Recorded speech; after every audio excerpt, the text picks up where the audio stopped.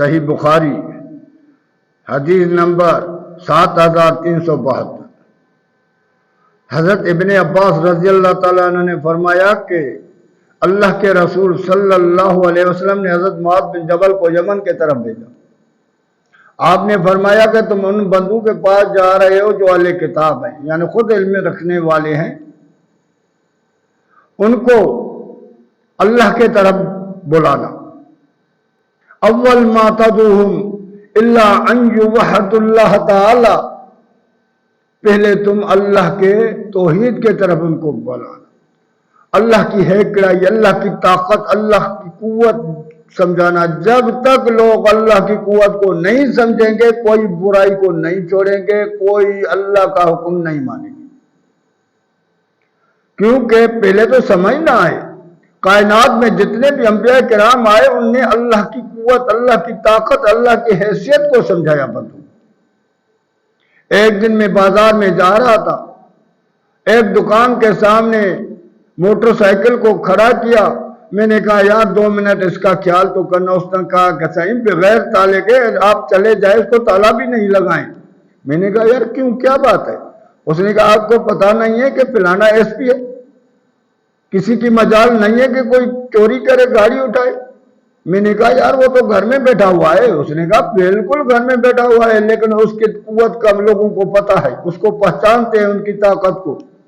میں نے کہا یار وہ گھر میں بیٹھا ہوا ہے، اس کو اختیارات بھی نہیں ہے، وہ دوسروں کا محتاط ہے، وہ اپنی مرضی سے کچھ کر بھی نہیں سکتا ہے، پھر بھی بندے اتنے ڈرتے ہیں۔ اور وہ اللہ، وہ مالک، ہمارا خالق اکبر، جو قوت والا، جو طاقت والا، جو کسی کا محتاج نہیں، کس کے مشورے کا محتاج نہیں، ہر جگہ پر اس کی نظر ہے، اپنے دلوں کے راز کو بھی وہ پہچانتا ہے۔ اتنی قوت والا جس کے خطے سے کوئی نکل ہی نہیں سکے گا، کس کی طاقت سے کوئی باہر ہی نہیں جائے گا، ہر ایک اس کے محتاط ہے۔ پوری کائنات، پوری مخلوق اس کے حکم سے چل رہی ہے، ان سے کیوں نہیں ڈرتے ہیں؟ اس نے کہا یار بات تو تمہاری صحیح ہے، تو جب تک ہم اللہ کی قوت کو نہیں سمجھیں گے، ایک ایس پی کو قوت کو سمجھا تو سارے بدماشیاں چھوڑ دی، تو جب تک اللہ کی قوت کو نہیں سمجھیں گے، اللہ کا حکم کیوں مانیں گے؟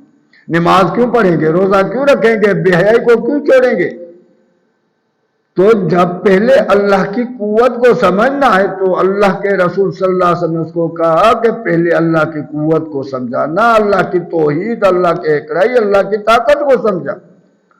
فَإِذَا عَرَفُوا ذَلِكَ، جب اس کو وہ سمجھ جائیں، اس کو معلوم ہو جائے، اس پر غور فکر کر کے ان کو پتہ پڑ جائے کہ واقعی اللہ کی قوت ہے، اللہ کی طاقت ہے، اللہ کے قوت سے ہم کہیں نکل نہیں جائیں گے، اللہ کے حکم کی نافرمانی کریں گے تو ہم بچ نہیں پائیں گے۔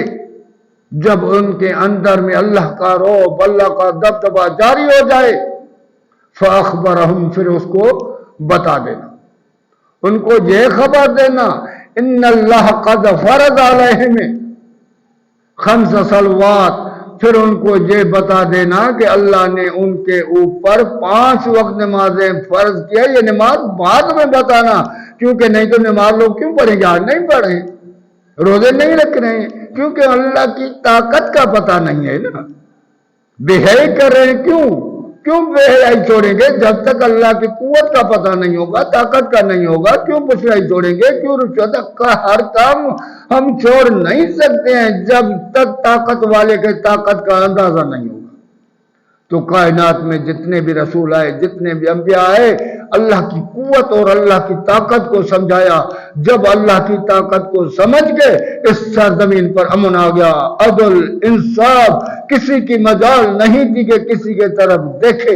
یہ اللہ کی قوت، اللہ کی ہیکڑائی، اللہ کی وحدانیت اور لا الہ الا اللہ کا یہی مقصد ہے جو ہم کلمہ پڑھتے ہیں کہ اللہ کے سوا کوئی اللہ نہیں ہے، کوئی قوت نہیں ہے، کوئی طاقت نہیں ہے، کوئی بچانے والا نہیں ہے، کوئی چرانے والا نہیں ہے۔